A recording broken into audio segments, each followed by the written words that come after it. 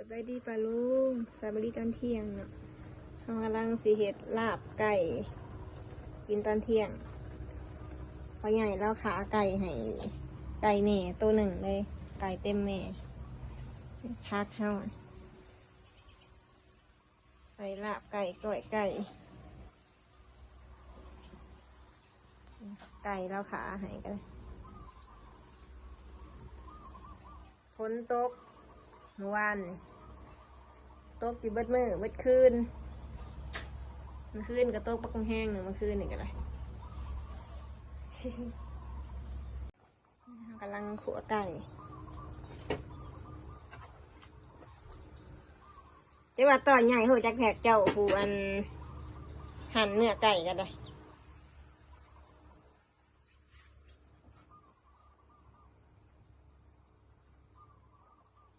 ตับอันนำเขาใส่กับอันนี้นำเป็นได้ไข้แน่แล้วบ่วินหัวฮะเขาไปหมอบริเป็นยังหมอว่ะหมอเป็นเครียด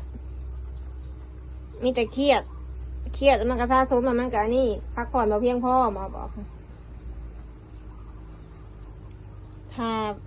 บ้าออกไปอย่างนี้มาเศร้านี่ไปคลินิก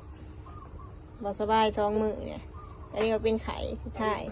เป็นเครียดฮะ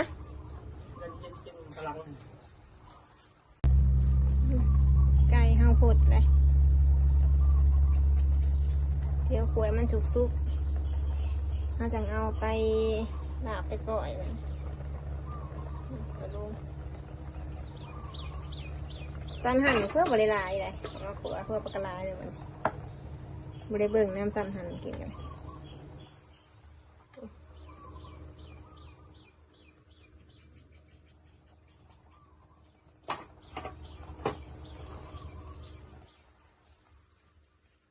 ไปก่อน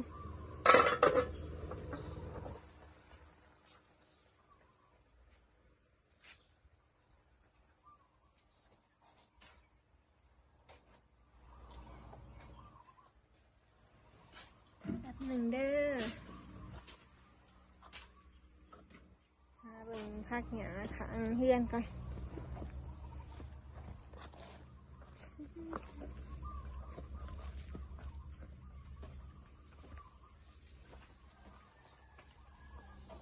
หยาก็ขึ้นลายหยากันเลย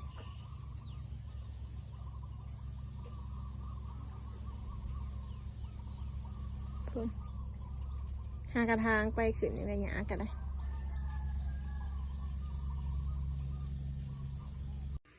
เด้ไก่ห้าวกระฝึกเป็นสีเทียบห้อยแล้วปะลุงห้าวก็สิมาปรุงนี่รสดีใส่จักหน่อยหนึ่งแป้งนัว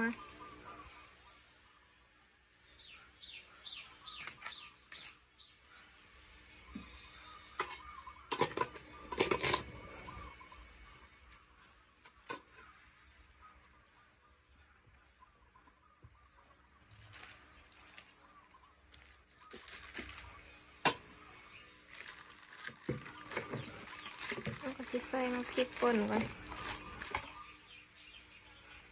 ตักยากเดี๋ยวแบบนี้เดี๋ยวถามมาเบิ่งตอนที่เฮาปรุงเสร็จแล้วมันนี่ไก่เฮากระซุกเป็นที่เยี่ยมห้อยแล้วก็ลูกมันจะล่อเอาตัวจริงครับฮะมันจะล่อตัว280 บาท280เบอร์280 บาทไม่ใหญ่แล้วจ่ายไปก่อนกินนะนี่สิซุปแล้วเห็นว่าเฮ้ยอันเพลงอันอีกระป้อมค่ะตอนนี้เราก็ปรุงเสร็จเป็นที่เหียบห้อยนะปะลุงแซ่บแล้วเราก็สิเอาผักหอมลงไปมัน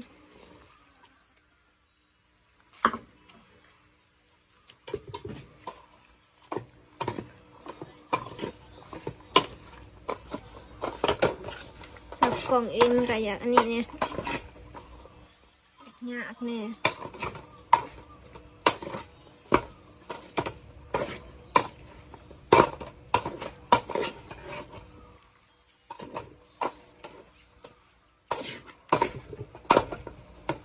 ใส่ผักหอ อมลงไปแล้วก็ใส่ผักอันนี้ครับต่อบ้านเอิญผักเสริมน้ำผักสาระเนน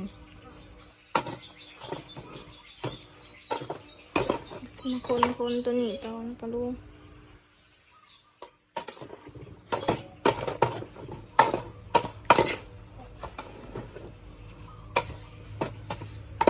ลาบก้อยไก่เฮากระเซ็ดเป็นทีเหียบห้อยมัน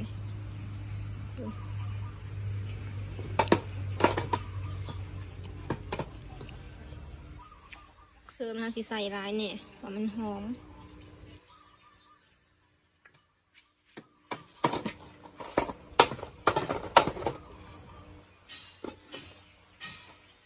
เสียงพ่อใหญ่ต่อขอกอยู่แปลงขอกหัวเพ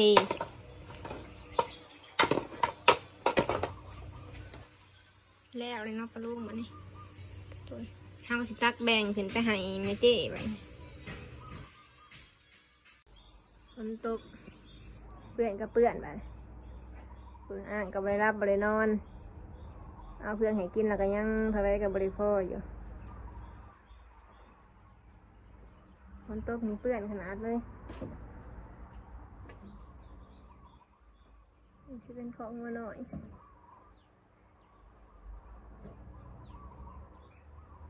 ฝนตกมันโคตรเปื่อน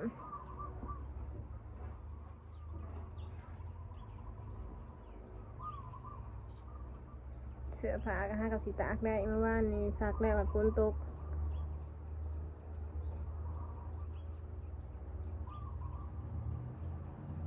โอ้ย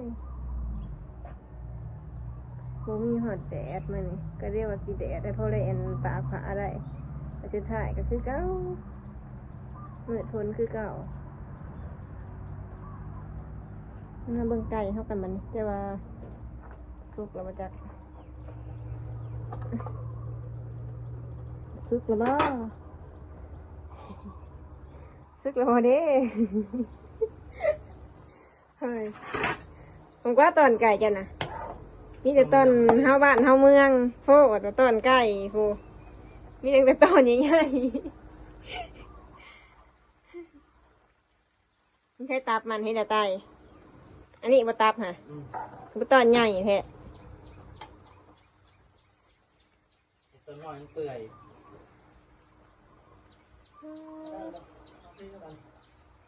ยัง แป๊บนึงอีกไปเดียวถามมาเบิ่งต้นอันเฮาลาบเนาะปลาลูกอันนี้เดี๋ยวยันหน่อยหอมมีหุยอยู่นี่ก็ได้หอมบ่แท็กปลาลูกเซตเป็นทีเรียบห้อยเฮากับสีแบ่งไว้กินเฮาตัวนี้อันเฮากับสีแบ่งไปให้เจ๊แล้วสีมือล้วนๆแล้วเนาะปลาลูกมันแต่อันนี้ถากินกับปุเรศเที่ยงกว่าปุเรศกินเขากันเลยพักผ่อนไปนี่เอาขึ้นไปให้เพิ่นก่อนได้พอกันคลิปหนาเด้อ